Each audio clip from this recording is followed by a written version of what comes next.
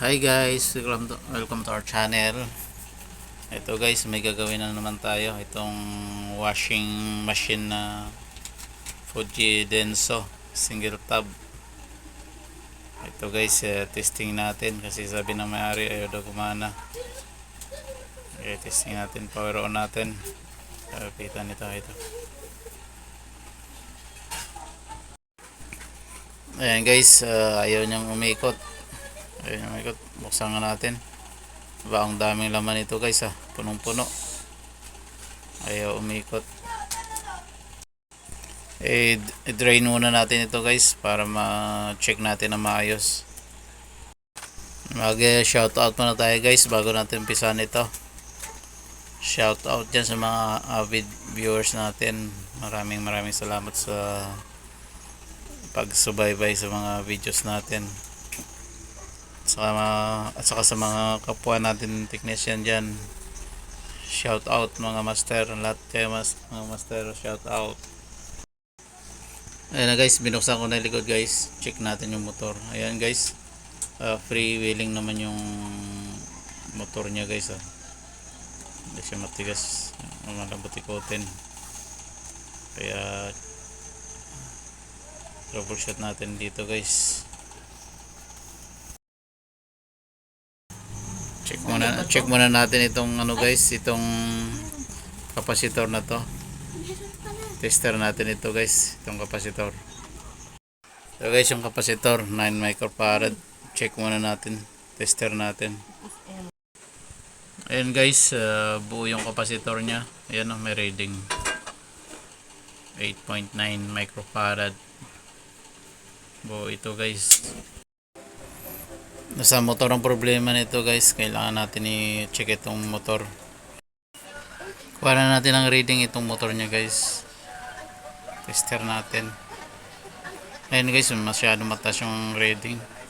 Mig ohms na yung nakukuha natin eh. May problema itong motor na to guys, kailangan natin baklasin. Dapat yung mga kuha lang natin na reading dito mga 40 to 50 ohms. Pero ito masyado mataas. Mig ohms na siya yan nakukuha natin guys. Ito yung motor nya guys. Try lang natin buksan, baka bumigay lang yung fuse nito. Bali nakarimatsi pa lang mga screw nito guys. Gagamit tayo ng drill para matanggal natin ito guys. Barinahin lang natin itong mga screw nito. Nakarimatsi siya guys kaya kailangan natin gamitan ng drill para matanggal natin itong tatlong bolt nya.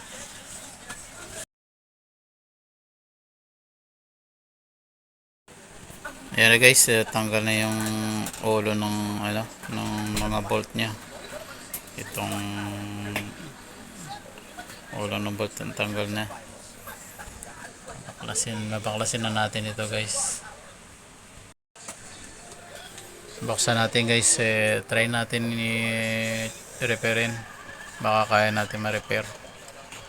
Check na natin kung buo yung fuse.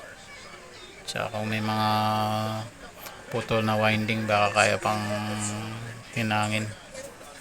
Try natin guys. Kinalawang pala ito guys. Mukhang nababa dito sa sa tubig. Siguro hindi sa pinapatungan ng washing. Pag nag-drain sila, inaabot. Kaya nababa ditong motor. Fast forward lang natin ito guys para hindi ganong umaba itong videos natin.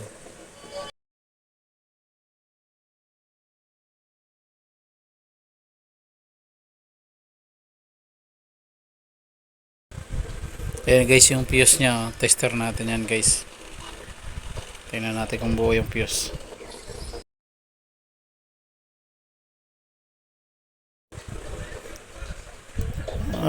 Buo ang fuse nito guys. May putol na winding ito. Buo yung fuse nya Try natin hanapin yung putol nito guys. Try natin ihinang kung kaya pa.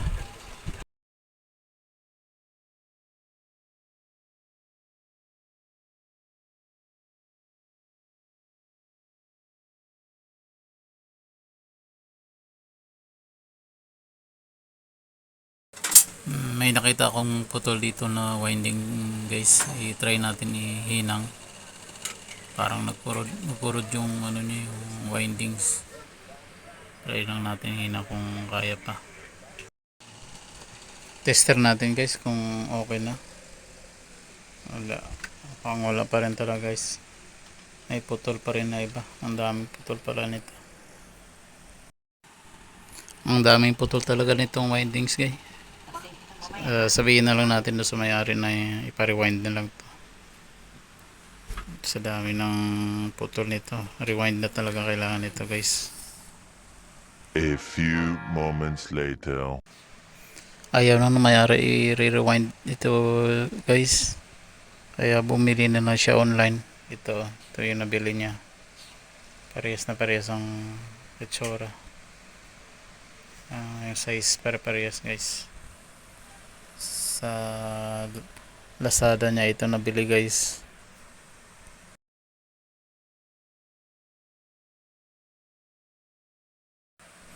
Ikabit na natin ito guys para matesting na natin.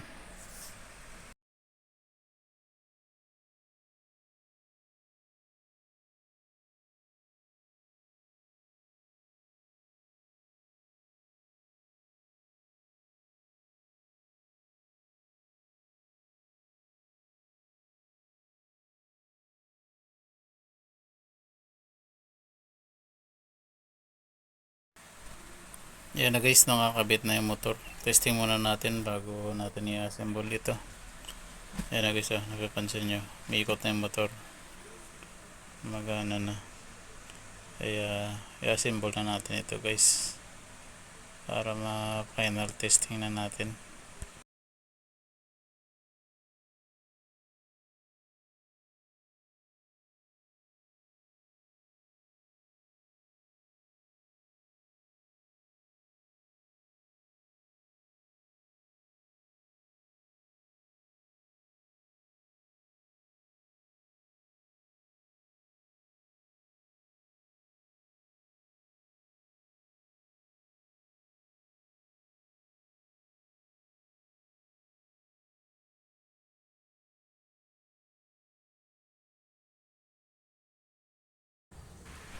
Naglo-lost din pala yung power cord nito guys, kaya pinalitan ko na rin.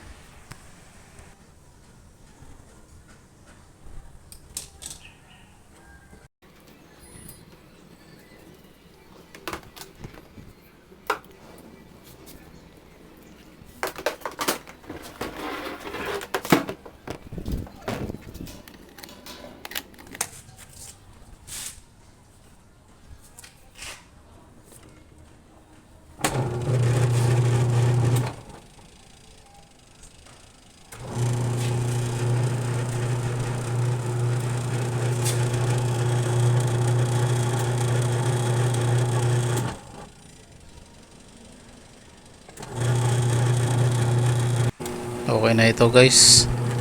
Thank you for watching. Please like, comment and subscribe.